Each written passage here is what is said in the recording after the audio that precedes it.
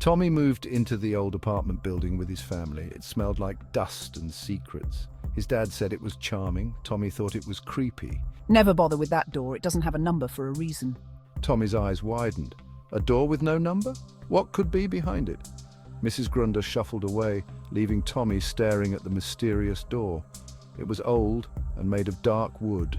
The paint was peeling and a tarnished brass handle hung at its center. Tommy couldn't help but feel a chill run down his spine. The rest of the apartment was normal. Tommy unpacked his toys in his new room, but he couldn't stop thinking about the door. What was so special about it? Why did it have no number? The more he thought about it, the more curious he became. He decided he had to know what was behind it. Days turned into weeks, and Tommy couldn't shake off the mystery of the door. He tried asking his parents about it, but they just shrugged and told him to stay away. He even tried asking the other kids in the building if they knew anything, but they just shook their heads and avoided his eyes. One afternoon, while everyone was out, Tommy decided to take matters into his own hands. He tiptoed down the hallway towards the forbidden door. His heart pounded in his chest with a mix of excitement and fear. He stood in front of the door, its silence almost deafening. Hesitantly, Tommy reached out a trembling hand and touched the cold brass doorknob. It was still. He slowly pressed his eye to the keyhole, eager for a glimpse of the secret within. He held his breath, his heart pounding in his ears. At first, all Tommy saw was darkness. But then, as his eyes adjusted, he could make out a faint light. It flickered in the distance, casting long, eerie shadows on the wall. He shifted his position, trying to get a better look, and that's when he saw her.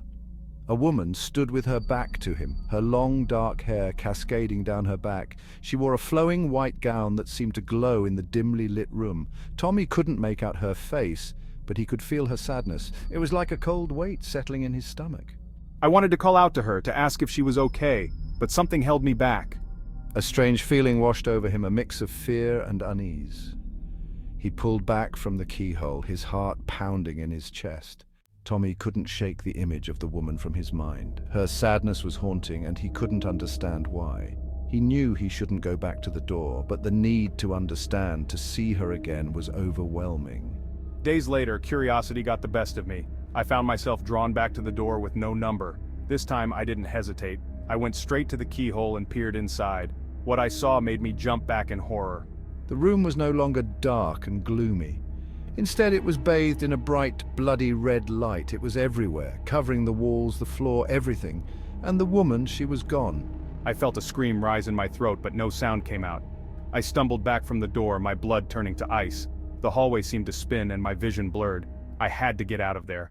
Tommy ran to the building's entrance, his mind racing with questions and fear.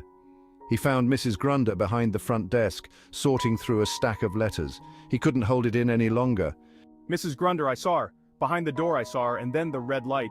Mrs. Grunder looked at Tommy, her face etched with concern. She sighed, her shoulders slumping. You shouldn't have gone near that door, child. That's the story they whisper about in hushed tones. The reason this building never quite feels right. Tommy's eyes widened. What story?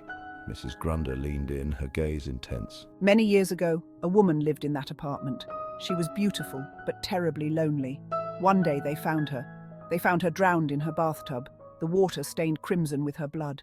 Tommy listened, his blood running cold. The woman in the white gown, the red light, it all made sense now. The story, whispered in hushed tones, was true. He had seen it with his own eyes. The door with no number held a tragic secret, a story of loneliness and despair. From that day forward, I never went near the door again. Even the sight of it sent shivers down my spine. The old apartment building held a haunting reminder of the woman in white and the tragic end she met. And though he never peeked through the keyhole again, Tommy knew that her presence lingered, forever haunting the door with no number.